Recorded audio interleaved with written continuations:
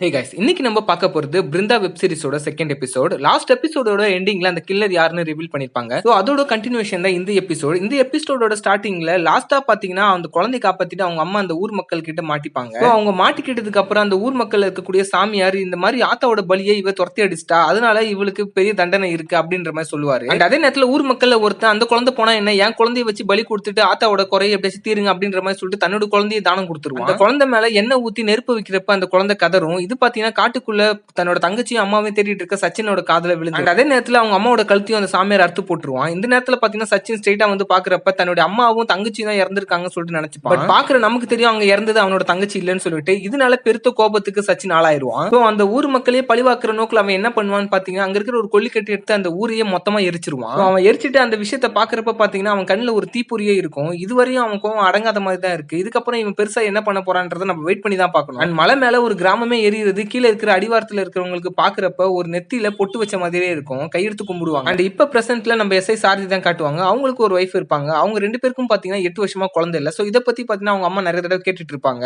And சாரதிக்கு பாத்தீங்கன்னா எப்படியாச்சும் promotion வாங்கி அடுத்த லெவல்ல போகணுன்ற எண்ணம் தான் இருக்கும். இப்போதைக்கு குழந்தை தேவைன்ற மாதிரி அவர் நினைச்சிட்டு இருப்பாரு. அண்ட் சாரதி ஸ்டேஷனுக்கு போறதுக்கு முன்னாடியே பாத்தீங்கன்னா பிருந்தா வந்திருப்பாங்க. பிருந்தா சாரதி கிட்ட இந்த மாதிரி ஒரு விஷயம் சொல்லணும்னு சொல்லிட்டு சொல்லுவாங்க. பட் ஆனா சாரதி அதை கேஷுவலா தான் எடுத்துப்பாரு. சோ அந்த மாடர்ன் அந்த இடத்துக்கே போயிட்டு சில தடயங்கள் எல்லாம் பிருந்தா சேகரிச்சிருப்பாங்க. அதை பத்தி எல்லாம் சாரதி கிட்ட டிஸ்கஸ் பண்ணுவாங்க. அப்பதான் ஒரு உண்மையை சொல்லுவாங்க. அந்த இடத்துக்கு போயிட்டு சர்ச் பண்ணப்ப கேத்ரல்னு சொல்லக்கூடிய ஒரு ஃபாரின் பேரோட இறகு கிடைச்சதாகவும் அது அட்டாக் பண்ணா காயங்கள் இந்த மாதிரி தான் இருக்கும்னு சொல்லிட்டு சொல்லுவாங்க. பட் சாரதி என்ன சொல்லுவாருன்னா இனிமேல் இந்த கேஸ் ஓபன் பண்ண வேணாம் சொல்லிட்டு இன்ஸ்பெக்டர் சொல்லிட்டாரு, நீங்க இதோட விட்டுருங்க அப்படின்ற மாதிரி சொல்லுவாரு.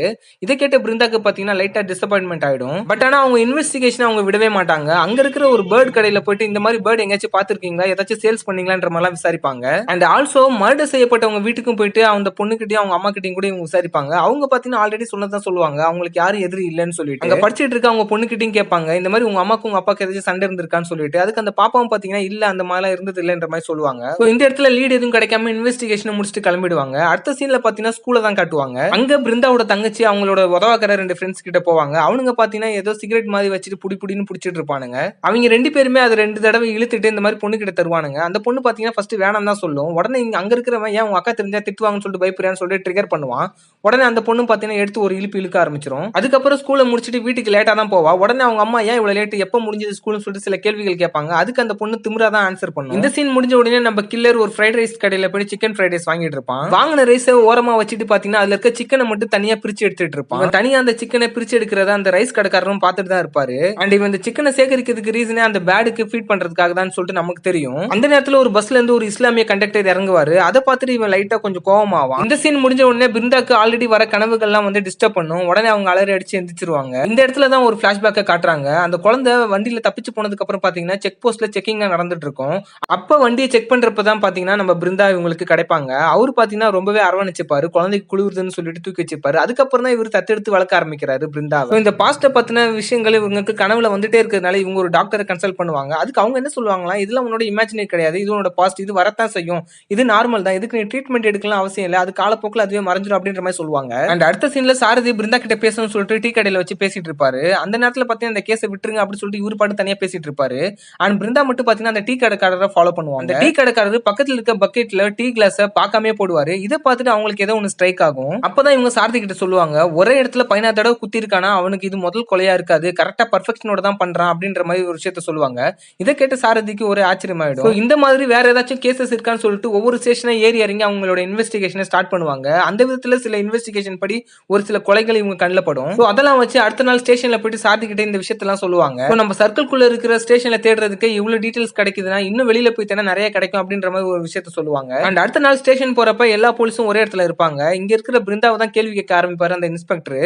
நான் க்ளோஸ் பண்ண சொன்ன ஒரு ஃபைலை எதுக்கு ஓபன் பண்ணிட்டு மறுபடியும் இன்வெஸ்டிகேஷன் பண்றீங்கன்னு சொல்லிட்டு திட்டுவாரு. அண்ட் அது மட்டும் இல்லாம இந்த ஸ்டேஷன்ல ஒரு லேடி எஸ்ஐ வேணும்ன்றதுனால மட்டும் தான் நீ இருக்க, மத்தபடி நீ தேவையில்லாத விஷயத்துல மூக்க நுழைக்காதன்ற மாதிரி ரொம்பவே திட்டி விட்டுருவாரு. இதனால சம காண்டான நம்ம பிருந்தா சாரதியை முறைச்சிட்டு அவங்க டேபிள்ல போய் உட்காந்துப்பாங்க. அந்த நேரத்துல இன்ஸ்பெக்டர் பாத்தீங்கன்னா பிருந்தா பக்கத்துல இருக்க ஒரு ரெஸ்ட் ரூம்ல உள்ள பூந்து போவாரு. இதை கவனிச்ச பிருந்தா பாத்தீங்கன்னா ஸ்ட்ரைட்டா ஏஞ்சி போயிட்டு லைட் ஆஃப் பண்ணிட்டு அந்த டோரையும் லாக் பண்ணி விட்டுருவாங்க. உள்ள இருக்கிற இன்ஸ்பெக்டர் பாத்தீங்கன்னா கத்துன்னு கத்துவாரு. அங்க இருக்கிற மத்த போலீஸ் எல்லாம் ஏன் மேடம் இப்படி பண்றீங்க, ஏதாச்சும் பெரிய பிரச்சனையா போது திறந்து விடுங்கன்ற மாதிரி கெஞ்சுவாங்க. பட் அவங்க பாத்தீங்கன்னா ரொம்பவே அடமெண்டா அங்கதான் நின்னுட்டு இருப்பாங்க. உள்ள இருக்கிற இன்ஸ்பெக்டர் சம கதறுன்னு கதறுவாரு, திறந்து விடுங்க யாராச்சும் இருக்கீங்களான்னு சொல்லிட்டு. கடைசியில பாத்தீங்கன்னா பிருந்தாவே இந்த பக்கம் விலகிடுவாங்க. சாரதி தான் திறந்து விடுவாரு. அதுக்கப்புறம் இன்ஸ்பெக்டர் கிட்ட இந்த மாதிரி கரண்ட் போயிடுச்சு, டோர் வேற ஸ்டக் ஆயிடுச்சு, அதனாலதான் சார் நீங்க உள்ள மாட்டிக்கிட்டீங்கன்ற மாதிரி சொல்லிட்டு சமாளிச்சிருவாரு. இந்த சீன் முடிஞ்சதுக்கு அப்புறம் நம்ம கில்லர் பாத்தீங்கன்னா ஒரு பார்க்ல போயிட்டு ஒரு குட்டி பையனை கூப்பிடுவான். அந்த பையன் வரமாட்டான். உடனே இவனே பாத்தீங்கன்னா ஒரு பொம்மை எடுத்துட்டு போயிட்டு அந்த குட்டி பையன் கிட்ட தருவான். அவனும் சிரிச்சிட்டு இருப்பான். அதுக்கப்புறம் அந்த குட்டி பையனை பார்த்துட்டு உனக்கு உங்க அப்பா ரொம்ப பிடிக்குமா சொல்லி கேட்பான். அதுக்கு அவனும் ஆமான்னு சொல்லுவான். ஒரு நாள் உங்க அப்பா வீட்டுக்கு வரலன்னு நீ என்ன பண்ணுவ அப்படின்னு சொல்லி கேட்பான். நான் ரொம்ப ஃபீல் பண்ணுவேன் அப்படின்ற மாதிரி சொல்லுவான். அப்பா வீட்டுக்கு வரலன்னா நீ கவலை எல்லாம் படக்கூடாது, தைரியமா இருக்கணும் அப்படின்ற மாதிரி தைரியம் சொல்லிட்டு அவன் அங்கிருந்து கிளம்பிடுவான். அண்ட் அடுத்த சீன்ல பிருந்தா இந்த மாதிரி வாக்கிங் போயிட்டு இருப்பாங்க. அந்த நேரத்துல பாத்தீங்கன்னா ஒரு ஐஸ் வண்டிக்காரன் வந்துட்டு மேடம் இந்த மாதிரி ஐஸ் வேணுமா சொல்லிட்டு கேட்பான்.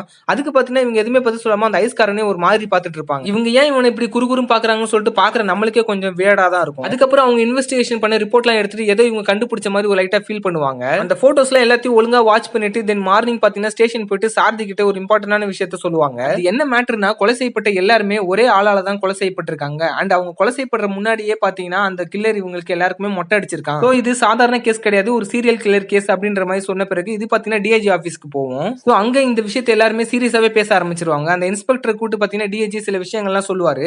இதுக்கு ஒரு டீம் ஃபார்ம் பண்ணி கண்டிப்பா அந்த கில்லர் நீங்க கண்டுபிடிச்சு ஆகணும்ன்ற மாதிரி சொல்லுவாரு. அந்த இன்ஸ்பெக்டர் பாத்தீங்கன்னா தூரத்துல இருக்க சாரதியை மட்டும் கூப்பிடுவாரு. டிஐஜிக்கு இன்ட்ரோடியூஸ் பண்ணிட்டு இந்த மாதிரி இவரு என் டீம்ல இருந்தா கொஞ்சம் ஹெல்ப்ஃபுல்லா இருக்கும்ன்ற மாதிரி கேட்பாரு. டிஐஜி ஓகே சொல்லிட்டு நீங்க என்ன வேணா பண்ணுங்க, பட் எப்படியாச்சும் அந்த கில்லர் பிடிச்சிருங்கன்ற மாதிரி அங்கிருந்து அப்ரிஷியேட் பண்ணிட்டு கிளம்பிடுவாரு. பட் சாரதி இன்ஸ்பெக்டர் கிட்ட பிருந்தாவை நம்ம கூட இருந்தா நல்லா இருக்கும், ஹெல்ப்ஃபுல்லா இருக்கும்ன்ற மாதிரி சொல்லுவாரு. உடனே இன்ஸ்பெக்டர் காண்டாயிட்டு அவளே ஒரு பொம்பளை, அவையே நம்ம டீமுக்கு, உனக்கு வேணா நீ போயிட்டு வேணா அவளை அனுப்பிக்கோ ஓகேவா அப்படின்ற மாதிரி கேட்பாரு. தென் இங்க நடந்த எல்லா விஷயத்தையும் ஒரு கான்ஸ்டபிள் கிட்ட சொல்லி பிருந்தா கிட்ட சொல்லுவாரு சாரதி. பிருந்தா இது எல்லாத்தையும் கேட்டு கொஞ்சம் வெக்ஸ் ஆயிடுவாங்க. அண்ட் அடுத்த சீன்ல அந்த கில்லர் பாத்தீங்கன்னா கையில அடிப்பட்ட மாதிரி நடிச்சிட்டு அவனோட நெக்ஸ்ட் டார்கெட் ஆன அந்த இஸ்லாம் கண்டக்டரை எப்படியாச்சும் தூக்கணும்னு சொல்லிட்டு அங்க வந்திருப்பான். ஹெல்ப் பண்ணலாம்னு வர அந்த இஸ்லாம் கண்டக்டர் அசர்ற நேரமா பார்த்து இவன் பெரிய ராட் எடுத்து அவரோட மண்டையிலே அடிச்சுட்டு கிட்னாப் பண்ணிடுறான். அண்ட் இங்க இந்த எபிசோடையும் முடிக்கிறாங்க. சோ இதுக்கப்புறம் என்னென்னலாம் நடக்க போகுதுன்னு சொல்லிட்டு நம்ம வெயிட் பண்ணி 3rd எபிசோட்ல பார்க்கலாம். Stay tuned.